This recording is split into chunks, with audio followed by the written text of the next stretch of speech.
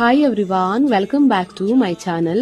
ಎಲ್ರಿಗೂ ಕೂಡ happy new year 2026 ಅಂತ ಹೇಳ್ತಾ, ಟೈಲ್ಸ್ ಡೆಲಿವರಿ ಟೈಮ್ ಅಲ್ಲಿ ಮುಖ್ಯವಾಗಿ ನೀವು ಗಮನಿಸಬೇಕಾಗಿರೋದು ಪ್ರಾಪರ್ ಲೇಬಲಿಂಗ್ ಮಾಡಿದಾರ, ಸೆಕ್ಯೂರ್ ಸೀಲಿಂಗ್ ಆಗಿದೆಯಾ, ಹಾಗೆ ಏನಾದ್ರೂ ವಾಟರ್ ಡ್ಯಾಮೇಜಸ್ ಇದೆಯಾ, ಅತಿ ಮುಖ್ಯವಾಗಿ ಎಡ್ಜಸ್ ಗಳು ಪ್ರೊಟೆಕ್ಟಿವ್ ಆಗಿದೆಯಾ ಅಂತ. ಹೇಗಂತ ಹೇಳಿದ್ರೆ, ಬಿಫೋರ್ ಓಪನಿಂಗ್ ದ ಬಾಕ್ಸ್ ಮೇಲ್ಗಡೆ ನಿಮ್ಗೆ ವೈಟ್ ಕಲರ್ ಸ್ಟ್ರಿಪ್ಸ್ ಇರುತ್ತೆ ಸೈಡ್ ಅಲ್ಲಿ. ಅದೇನಾದ್ರೂ ಇಲ್ಲ ಅಂತ ಹೇಳಿದ್ರೆ, ತುಂಬಾ ಲೂಸ್ ಆಗಿದ್ರೆ ಇನ್ಸೈಡ್ ಯಾವುದೋ ಒಂದು ಟೈಲ್ಸ್ ಮಿಸ್ ಆಗಿರುತ್ತೆ, ಹಾಗೆ ಪ್ರತಿಯೊಂದು ಕೂಡ ಡ್ಯಾಮೇಜ್ ಆಗಿದೆ ಅಂತ ಅರ್ಥ. ಓಕೆ, ಇನ್ನೊಂದೇನಂದ್ರೆ ಆ ಕಾರ್ಡ್ ಬೋರ್ಡ್ ಮೇಲ್ಗಡೆ ಏನಾದ್ರೂ ವಾಟರ್ ಮಾರ್ಕ್ ಇದ್ದು ಮಾಯಿಶ್ಚರ್ ಇದ್ರೆ ಅದು ಕೂಡ ವಾಟರ್ ಡ್ಯಾಮೇಜಸ್ ಆಗಿದೆ ಅಂತ ಅರ್ಥ. ಲೇಬಲಿಂಗ್ ಅಲ್ಲಿ ನಿಮ್ಮ quality, quantity, thickness, size, colour ನ ಚೆಕ್ ಮಾಡ್ಕೊಳ್ಳಿ. ಯಾವ್ದನ್ನ ನೀವು ಸೆಲೆಕ್ಟ್ ಮಾಡಿ ಬಂದಿರ್ತೀರಲ್ವಾ ಅದು ಕೂಡ ಗೊತ್ತಾಗುತ್ತೆ.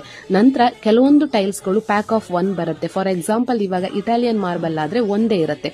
ಅಲ್ಲಿ ಎಡ್ಜಸ್ ಗಳು ಎಷ್ಟು ಸೆಕ್ಯೂರ್ ಆಗಿ ಪ್ರೊಟೆಕ್ಟಿವ್ ಆಗಿದೆ ಅನ್ನೋದನ್ನ ನೋಡ್ಕೊಳ್ಳಿ.